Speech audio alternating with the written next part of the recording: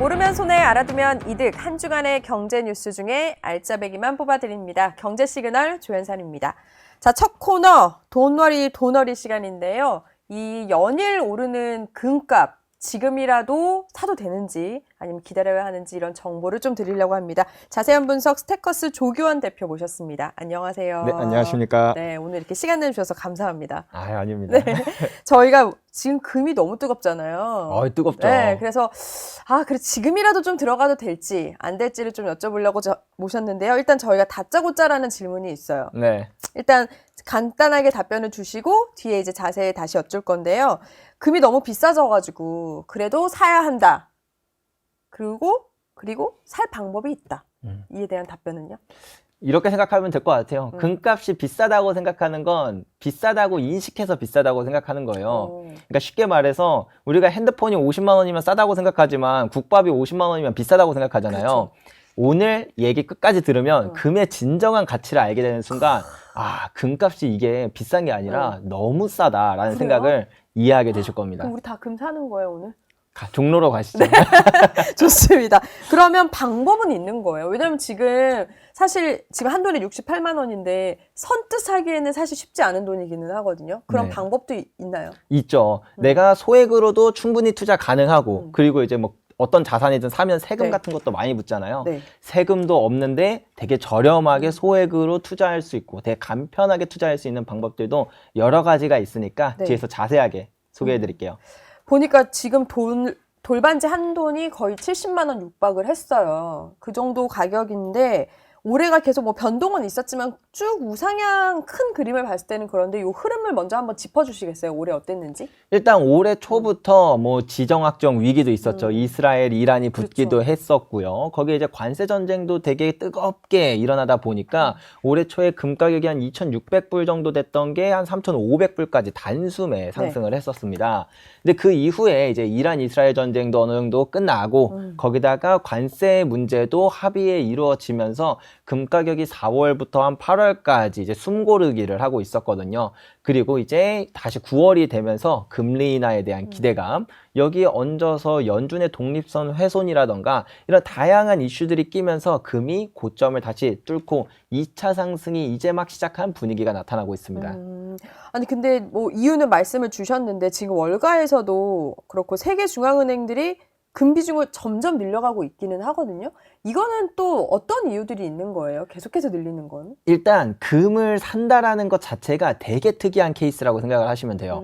자, 우리가 안전자산을 산다고 할 때 안전자산은 일종의 보험의 역할이잖아요. 그렇죠. 그러면 금은 뭐가 두려울 때 사람들이 살까? 이걸 생각을 해봐야 되거든요. 어떨 때 금 많이 살 것 같은가요? 불안할 때 사겠죠. 불안할 때. 근데 우리가 이 불안의 요소를 정확하게 파악할 필요가 사실 있어요. 그렇긴 해요. 불안하다고 하니까 불안하다라고 말씀을 듣고 보니까 그럴 수도 있는 것 같기도 하고. 그렇죠. 우리가 그래서 경제 위기라는 게 가장 큰 어떤 불안 요소다 보니까 위기가 오면은 금 같은 안전자산을 사야지라고 생각을 해요. 네. 근데 그것도 맞긴 맞는데 이건 반쪽짜리 설명이고 진짜 금을 찾게 되는 때는 언제인가를 생각하면 금의 오랜 역사를 보면 돼요.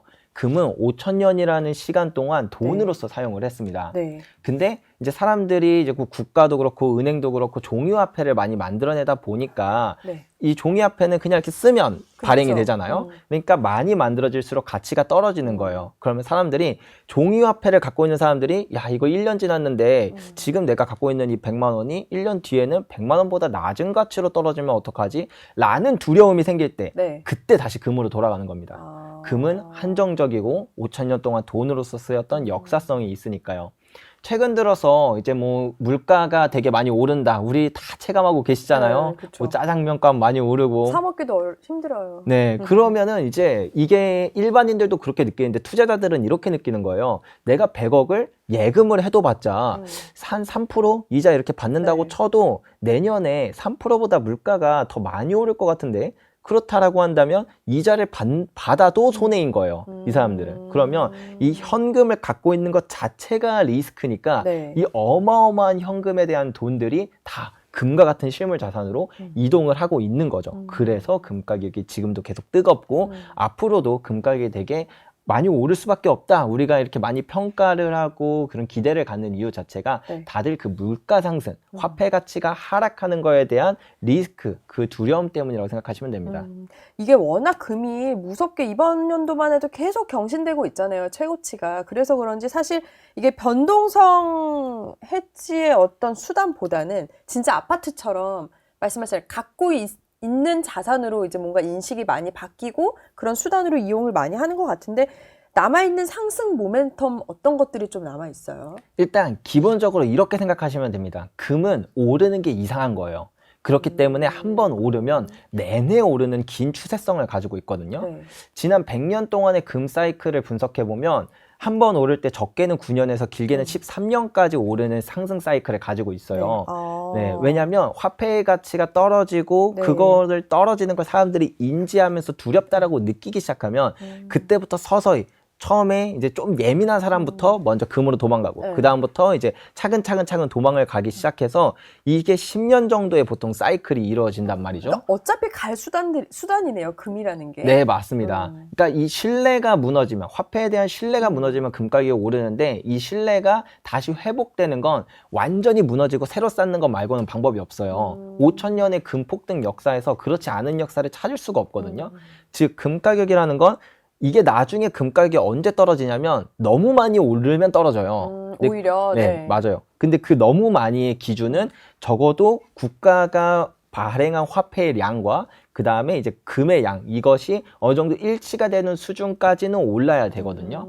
그런데 지금 2008년 글로벌 금융위기 때 네. 돈 어마어마하게 뿌렸어요. 거의 200년 동안 뿌려야 될 돈을 단 5년 만에 다 뿌려버렸거든요. 그리고 코로나 팬데믹 때도 마찬가지로 엄청난 돈을 뿌렸죠.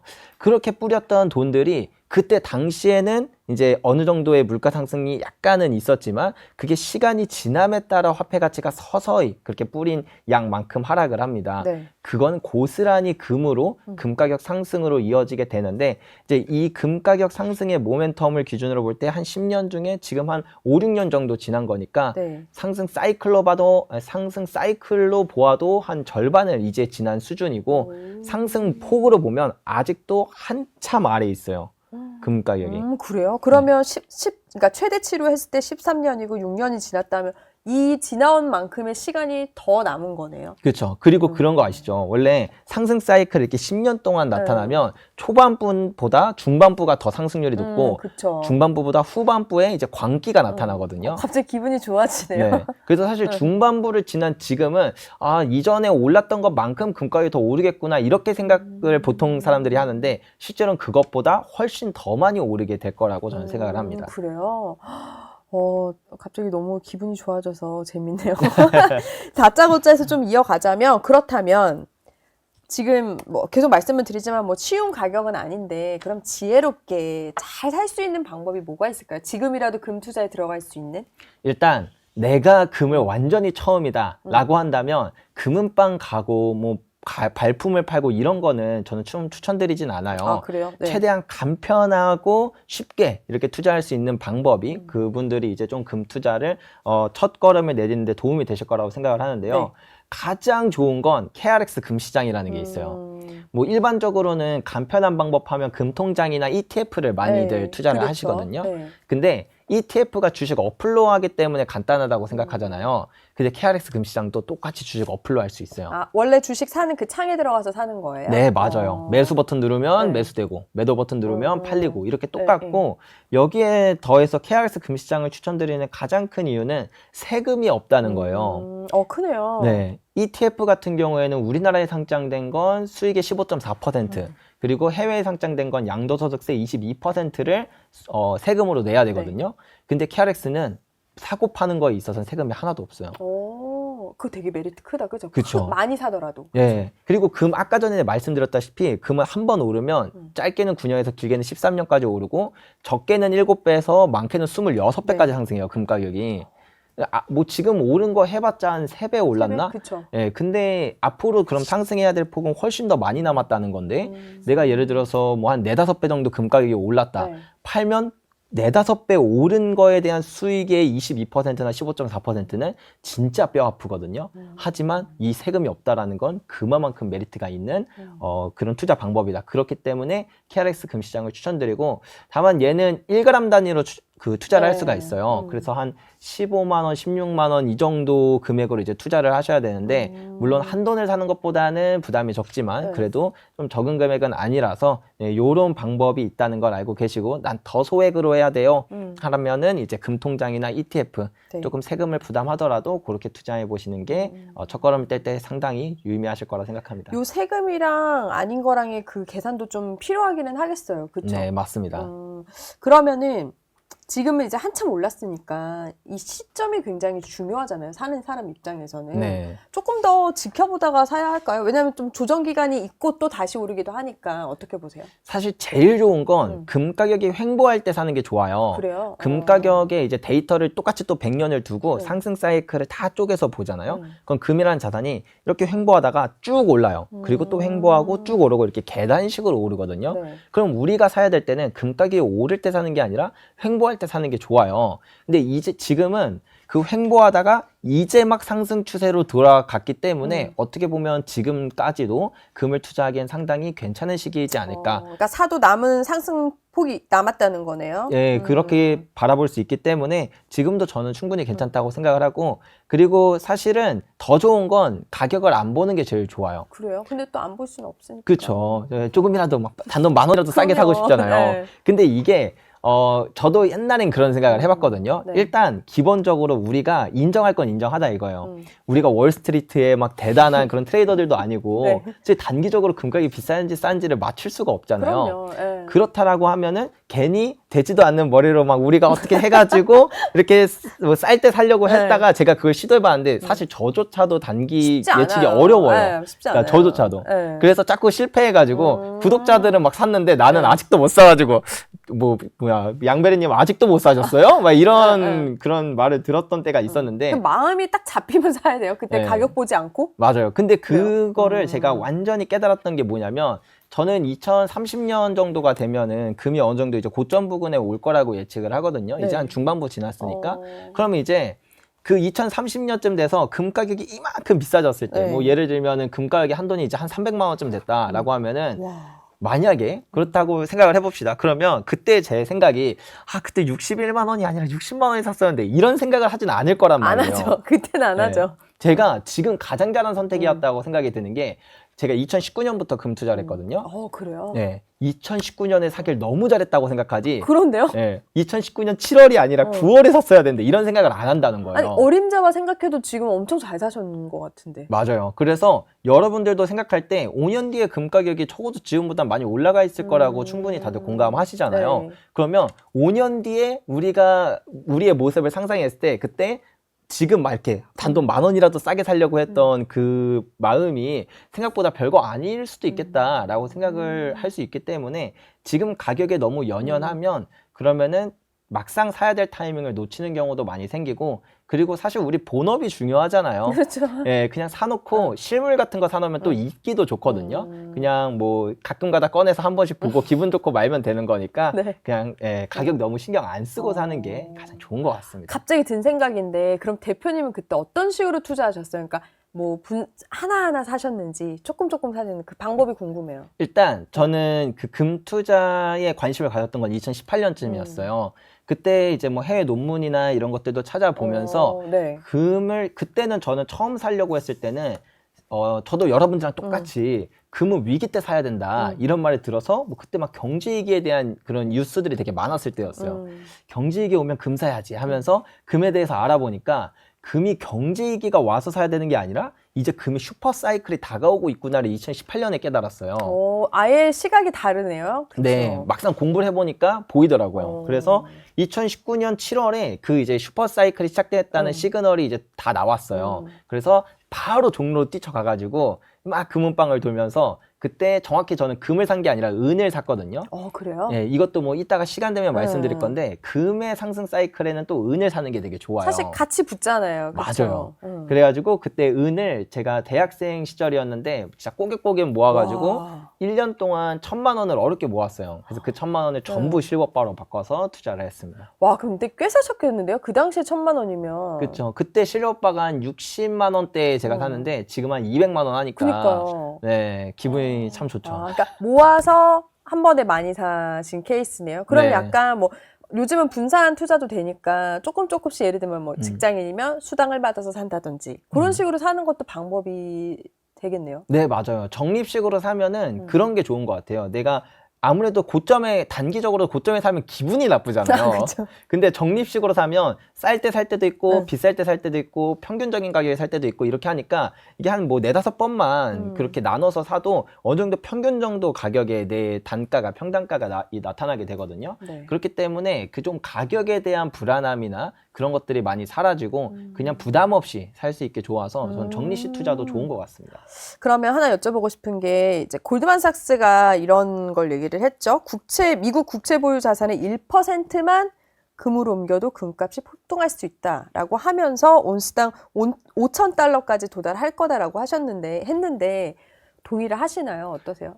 일단 완전 맞는 말이에요. 이게 완전 맞는 말이에요? 완전 맞는 네. 말이에요. 왜냐면 이제 제가 아까 전에도 말씀드렸잖아요. 금이라는 자산을 사람들이 관심 갖게 되는 건 현금에 대한 가치의 리스크를 느끼면 그렇게 된다고. 그쵸. 근데 현금, 사실 세상 사람 중에 현금 들고 있는 사람 많지 않아요. 특히 투자 기관들은 현금 들고 있을 바에는 이자라도 받는 국채를 사거든요. 그래서 전 세계에는 안전자산이 딱 두 종류라고 보시면 됩니다. 네. 크게 보면 금이랑 미국 국채예요. 네. 보통 금이랑 달러라고 알고 있는데 금이랑 미국 국채라고 바라보는 게 맞아요. 네. 근데 단일 시장으로 가장 큰 시장은 채권 시장이에요. 네. 금은 그 시장에 비해 상당히 조그맣거든요. 네. 일단 그렇기 때문에 국채에 대한 메리트가 떨어지고 있는 지금, 그리고 현금의 가치가 무섭게 하락하고 있는 지금, 이 어마어마하게 큰 캐파에 있는 그 자산들이 이 조그만한 금으로 다 들어가야 돼요. 근데 여기서 중요한 게 뭐냐면 금 시장이 안 그래도 작은데 중앙은행들이 2008년, 2010년부터 금을 미친 듯이 쓸어 담고 그러니까요. 있거든요. 그래서 중앙은행들이 금을 얼마나 샀냐면 이미 2차 세계대전 때보다 더 많은 금을 가지고 있어요.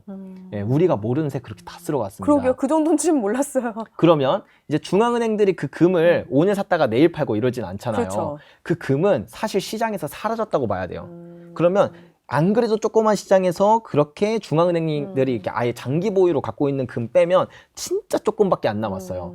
그 금 가지고 이 어마어마한 돈들이 쫙 들어가면은 이제 금 가격이 폭등을 하거든요. 네. 그래서 1970년대도 금 가격이 20배 상승을 했던 거고, 금의 역사를 돌이켜 보면 금이 10배 이하로 상승했던 때는 손가락으로 꼽을 만큼 잘 없어요. 아, 그래요. 근데 저는 1970년대 26배 상승했을 때보다 어쩌면 지금이 더 큰 상승 모멘텀을 가지고 있을 수 있다고도 생각하는 게, 1970년대는 금에 대한 접근이 되게 어려웠어요. 네. 규제도 심했고 이렇게 은행에서 금을 투자할 수 있는 상품도 되게 적었고요. 선물 시장에 접근할 수 있는 사람도 많지 않았어요. 근데 지금은 뭐 ETF, 금통장, 제가 아까 말씀드린 KRX 금시장 이런 것들이 많이 발전하면서 금 투자에 접근할 수 있는 인구가 18배가 늘었어요. 네. 그렇다라는 건 안 그래도 그런 채권 시장에서 어마어마한 돈들이 들어가는 것도 똑같은데 일반 개인들도 여기에 접근이 훨씬 더 쉬워지다 보니까 이번 상승은 1970년대보다 어쩌면 더 강렬한 상승이 나타날 수도 있지 않을까, 이런 기대도 할 수 있게 되는 거죠. 대표님 이야기를 듣다 보니까 결국에는 금 역사를 보면 상승 모멘텀의 흐름을 알 수 있는 것 같기는 해요. 반복이 된다는 전제 하에. 그러면 보셨을 때 올해 최고치 경신 또 있을 걸로 보세요. 남은 뭐 얼마 몇 달 안 남긴 했지만. 사실 뭐 그걸 예측하는 게 지금은 되게 어렵지만 그래도 저는 좀 단호하게 말씀드릴 수 있는 건 올해는 금에 있어서 상당히 좋은 해인 건 맞다. 그리고 그게 내년까지도 이어질 거라고 그래요? 생각하거든요. 물론 제가 생각하는 건 5년 동안, 앞으로 5년 동안 금가격이 많이 오르겠지만 올해랑 내년에 많이 오를 거라고 생각해요. 유독. 왜냐면 이제 이걸 생각해 보면 좋아요. 이 금이라는 자산은 신뢰가 무너질 때 금이라는 자산을 많이 찾게 된다고 네. 말씀드렸잖아요. 2025년에서 2026년까지 미국의 국채 중에 그 장기물 30년짜리 장기물이 만기가 도래하는 게 한 9조 달러치가 돼요. 예, 거기에다가 트럼프 대통령은 2조 달러치의 그 국채를 또 추가 차입을 네. 해야 되는 상황이거든요. 네. 총 11조예요. 근데 예전에 그 만기가 도래하기 전에 있던 그 국채들의 이자보다 지금 금리가 훨씬 더 높아요. 그러면 이렇게 재융자를 하게 되면 지금 한 5% 정도 되거든요. 국채 금리가 네. 장기물이. 이걸로 재융자를 하게 되면 이자 부담이 어마어마하게 커집니다. 1%포인트만 높아져도 미국 국방비의 절반 수준이 더 추가로 이자 비용이 드는 거예요. 그냥 이제 숫자 계산만 해볼게요. 1년에 미국이 버는 돈이 정부가 세수가 한 5조 달러 정도 됩니다. 네. 근데 지출이 7조예요. 네. 그리고 이 지출 7조 중에 2조가 무려 2조 달러가 이제 이자예요. 이자. 그러니까 그러니까 이제 미국은 이자만큼 2조 달러, 그러니까 국채에 대한 이자만큼을 그 빚을 갚기 위해서 또 빚을 져야 되는 그렇죠. 그런 아이러니한 상황이 되는 거거든요. 여기서 이제 그 9조 달러랑 2조 달러가 더 높은 금리로 다시 재융자 되게 된다라고 네. 한다면 그러면 이 이자 부담은 지금이 훨씬 더 커질 거다. 그러면 부채가 늘어나고 부채에 대한 퀄리티가 낮아지는 그런 현상들이 더욱더 가속화될 거다. 네. 그거는 이제 금 가격을 더 크게 끌어올리는 그런 모멘텀으로 작용하게 되겠죠. 그 대표님 아까 2030년도 고점이 될 거라고 예상을 한다고 말씀을 아까 주셨는데 그러면 그 사이에 이제 계속 뭐 고점도 찍고 내려갔다 왔다 갔다는 하겠죠? 최종 어느 정도까지 더 오를 수 있다고 보세요? 저는 옛날부터 똑같이 네. 얘기하고 있는데 진짜요? 아무도 안 믿거든요. 뭔데요? 2만 불이 돼야 돼요. 2만 불이요? 그러니까 원화로 하면은 한 돈에 지금 한 뭐 네. 60만 원 정도 하잖아요. 300만 원이 좀 네. 넘어야죠. 그러면 이거는 시점은 언제로 보세요? 2030년 정도쯤이지 않을까 생각을 해요. 그러니까 왜 그런가 하면 이게 일단 안 믿기는 거 이유 알아요. 예, 금이라는 자산이. 아니 근데 안 예. 믿길 수는 있는데 지금까지의 흐름을 보면은 설마 이 가격이겠어라는 게 올해만도 계속 올라오고 있으니까 뭐 아예 안 믿을 수 있는 말은 아닐 수도 있을 것 같아요. 이 시대는. 네. 일단 이게 그냥 근거부터 말씀드릴게요. 왜냐면은 그냥 뭐 2만 불이든 100만 불이든 말은 누구나 할 수 있는 거니까. 일단 금이라는 자산은 주식이랑 비교해도 압도적일 정도로 오랜 역사를 가지고 있어요. 네. 가격 데이터가 있거든요. 네. 제가 보유하고 있는 금 가격 데이터만 해도 800년치가 갖고 있어요. 예, 근데 금 가격에 대한 그 데이터는 5,000년 전부터 있단 말이죠. 네. 그럼 금이라는 자산은 폭등의 역사가 수도 없이 많아요. 네. 근데 그 폭등의 역사를 다 짚어보면 결국엔 국가가 발행한 화폐의 양만큼 최소 그 이상 금 가격이 올라가요.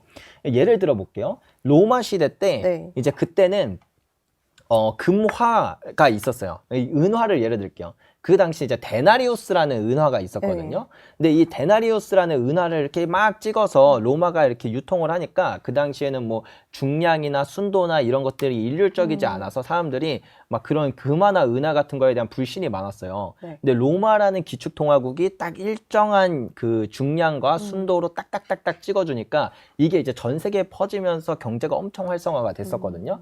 근데 이제 로마 제국이 막 전쟁도 해야 돼. 막 이제 국민들은 복지 정책도 엄청 원해 하니까 점점 돈이 딸리는 거예요. 네.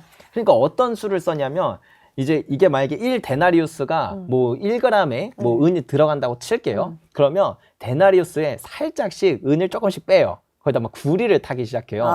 그러면 구리를 10%만 타면 똑같은 은으로 데나리우스가 10%가 더 많이 늘어나게 되는 그렇죠. 효과가 나타나겠죠. 이런 식으로 은을 조금씩 깎거나 아니면 은에 조금 다른 물질을 섞거나 하면서 이런 식으로 화폐 가치를 낮추고 통화량을 많이 이제 뿌리는 정책들을 늘 써요. 어떤 네. 국가든. 이게 로마 시대 때도 그렇고 뭐 프랑스, 그다음에 스페인 제국 뭐 이렇게 다 써왔거든요. 지금도 쓰잖아요. 양적 완화나 그렇죠. 그다음에 금리 인하도 사실은 똑같은 패턴이고 이렇게 통화량을 늘리기 위해서 통화 가치를 절하하는 건 이건 이제 시뇨리지 효과라고 해요. 이런 방식으로 통화 가치를 계속 절하하기 때문에 네. 이게 나중에 신뢰가 무너지게 되면 그러면 그동안 쭉 발행했던 화폐의 양만큼 금 가격이 올라가면서 다시 화폐 시스템이 재정립되고 그리고 또 다시 이제 화폐 시스템이 다시 똑같네요. 이게 5,000년 동안 그냥 반복이에요. 우리가 살고 있는 시대가 되게 특이한 시대가 아니라 5,000년 전에도 그랬고 그 중간에도 그랬고 지금도 그렇고 늘 반복이거든요. 단 한 번도 이 패턴을 벗어난 적이 없어요. 2,400년이라는 화폐 역사로만 보면 2,400년 동안. 네. 그렇기 때문에 만약에 그러면 이제 미국이 보유하고 있는 그 금의 양이 한 8,000톤 정도 되니까 거기에 미국이 발행한 달러의 양을 이렇게 나눠보면 네. 한 2만 1,000달러 정도가 나와요. 예, 그리고 실제로 미국은 1970년에도 그리고 1930년에도 이 포인트들까지 가격이 올라가거든요. 70년대는 그것보다 더 올라갔고. 네. 예, 그래서 우리도 이번 사이클 때 어디까지 올라갈까? 2만 1,000불은 찍고 시작할 거예요. 그 뒤에 광기는 저도 예측 못 하겠고, 적어도 2만 1,000불을 돌파하는 순간까지는 금 가격이 자연스럽게 올라갈 거다. 저 지금 종로 가야 될 것 같아요. 예, 그런 확신을 가지고 있습니다. 네. 와, 생각 못한 숫자여가지고. 네. 그러면 이제 그 정도로 가치가 높아진다라는 거는 이거를 이제 진짜 화폐처럼 쓰고 싶어 하는 사람들도 많아질 거라는 생각은 해요. 그래서 그런지 최근에 금 디지털화가 언급이 되고 있어요. 뭐 그거를 담보로 한다든지 결제로 한다든지, 그러니까 지금의 암호화폐 수준처럼 되겠죠. 물론 다르지만 이 디지털화에 대해서는 어떻게 생각하세요? 저는 당연히 그쪽으로 갈 거라고 생각을 하고 그래요? 있어요. 우리가 이 화폐의 역사를 돌이켜 볼 때 화폐의 담보 자산이 바뀌는 경우는 잘 없거든요. 화폐는 이제 그 시스템으로 보면 두 종류가 그냥 왔다 갔다만 해요.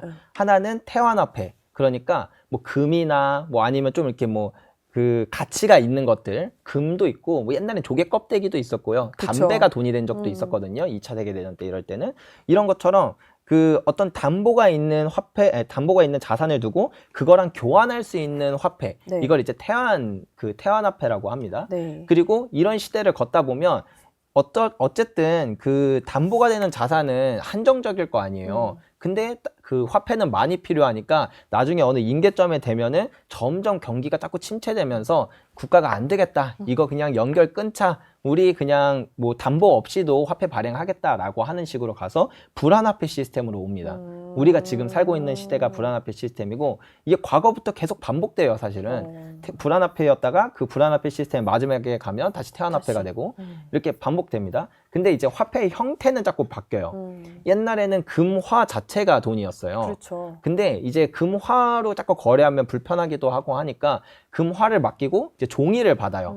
그 다음에 그 보관증으로 사람들이 거래를 하기 시작하거든요. 네. 그게 달러예요, 사실은. 1971년 그렇죠. 이전의 달러는 그렇게 거래를 했거든요. 근데 이 종이도 이제 불편하단 말이죠. 그래서 이제 은행에 넣어두고 전자결제를 해요. 그게 우리가 살고 있는 시대의 전자결제 시스템으로 진화한 거예요. 그렇죠. 이 다음은 당연히 디지털 화폐인 그런 CBDC 같은 형태로 저는 당연히 갈 것이다. 블록체인 시스템이 너무 좋으니까. 그래서 화폐의 형태는 그렇게 가는 게 동일하고, 그리고 이제 그게 제가 뭐 10년 뒤, 20년 뒤 언제일지는 모르겠지만 이 불안화폐 시스템에 우리는 마지막쯤에 다가왔다고 저는 생각해요. 그래요? 한 8의 말 정도라고 생각하는데 이 불안화폐 시스템이 끝나면 당연히 태환화폐 시스템으로 넘어가게 될 거다. 이제 그렇게 생각하면서 그 과정 가운데서 금이 담보가 된 그런 화폐 시스템은 여러 번 시도가 될 거고, 그럼 우리나라뿐만 아니고 전 세계적으로도 많고, 특히 브릭스라는 그런 연합체들은 그쵸. 예, 실제로 금을 담보로 한 화폐 시스템을 만들고 있어요. 그럼 마지막으로 시간이 이렇게 빨리 간지 몰랐는데 아까 은 얘기하셨잖아요. 항상 따라가기는 하는데 요즘은 오히려 은도 막 최고치 찍고 이랬잖아요. 은 투자는 좀 어때요? 일단 저는 5년을 그냥 눈 딱 감고 눈 딱 떴다 라고 하면은 뭐가 가장 빛나는 자산일까 하면은 전 금보다 은일 거라고 생각을 해요. 그 가치가, 상승 가치가요? 네네, 맞아요. 왜냐하면 첫 번째로 은이라는 자산은 금과 함께 5,000년 동안 돈으로서 쓰였기 때문에 차트를 100년치를 두고 보면 그냥 금 가격이랑 은 가격이랑 오르는 게 똑같아요. 오르고 떨어지는 게. 그렇게 그냥 붙어가는 형이랑 동생 같은 거다. 근데 동생이 워낙 좀 더 촐싹거리잖아요. 네, 그런 것처럼 실제로 금 가격이 오를 때 은 가격의 상승률이 항상 더 높았습니다. 이제 금의 시가총액이 한 10분의 1 정도밖에 안 되기 때문에 은이 더 상승률이 높다라는 게 첫 번째고, 두 번째는 이제 금과 은의 적정한 가치가 있거든요. 이거는 5,000년 동안 금 한 개면 은 15개랑 바꿀 수 있는 게 적정 가치였어요. 근데 지금은 이걸 금은비라고 이야기를 하는데 금과 은의 가격 차이가 90배가 납니다. 이게 15배가 적정한데 90배가 난다는 건 은이 정말 말도 안 될 정도로 저평가되어 있다는 뜻이거든요. 즉 금의 가치가 빛나게 되면 은은 저평가 받고 있는 만큼 가격이 더 많이 상승할 거라서 이제 그 은에 대한 그런 상승 모멘텀이 더 크지 않을까. 이제 마지막으로는 은이 이제 산업재로 많이 쓰여요. 그렇죠. 전체 수요 한 절반 이상이 산업재로 쓰이는데 우리가 이제 AI 시대나 그다음에 친환경 이런 시대로 가고 있는데 은이 전기전자공학에서 아주 필수적인 요소이기 때문에 이런 쪽에서도 수요가 폭증해서 지금은 거의 한 6년째 매년 이제 산업 수요가 사상 최고치를 갱신하고 있는 상황이다. 네, 그래서 저는 은이 앞으로 5년 동안 금과 함께 빛날 텐데 어쩌면 더 크게 빛나지 않을까라는 기대를 가지고 있습니다. 오히려 뭐 금이 조금 부담되신다면 은부터, 그러니까 대학생 네. 때처럼 하는 것도 방법이기는 하겠어요. 네, 그렇죠? 맞아요. 알겠습니다. 오늘의 교훈은 금 투자를 하려면 역사를 알아라 이건 것 같은데 네. 한 번쯤은 좀 5,000년 전의 그 역사를 한번 짚어보면은 지금 금 투자를 아직 시작하지 못하신 분들은 좀 도움이 되지 않을까 하면서 대표님 다음에 또 나와주세요. 네, 알겠습니다. 알겠습니다. 감사합니다. 감사합니다.